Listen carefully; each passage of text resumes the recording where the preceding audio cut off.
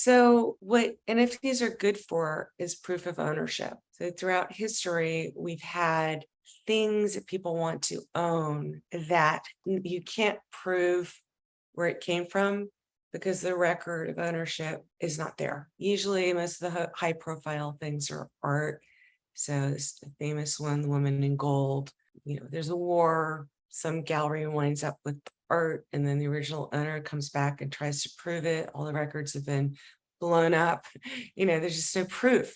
So on the blockchain, there is proof. More recently, brand authenticity, even I think Levi's, which don't really think of as a high-end object of value, is interested in preventing counterfeiting. Just having a proof that that item is the original is interesting. And then, of course, if you have the proof, I've got an example myself, but I have this one really expensive handmade handbag. It's gorgeous, beaded and the whole thing. And it came with a little card, which I've, lost.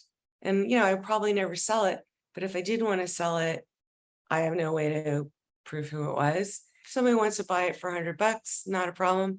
If I want to sell it for 4,000, yeah, they're going to want to know, where's that card? I don't have it because it's paper and it's gone.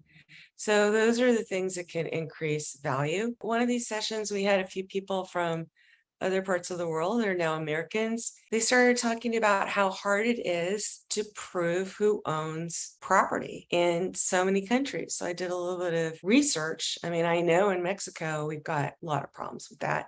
But, if you started having a record of who purchased it, that might in fact be worth something. And I think, that's where we're going with this counterfeiting and, anything along those lines. Very interesting, maybe not to us, but to people that deal in rare goods and brands and deeds for different sorts of things where the government doesn't keep online records.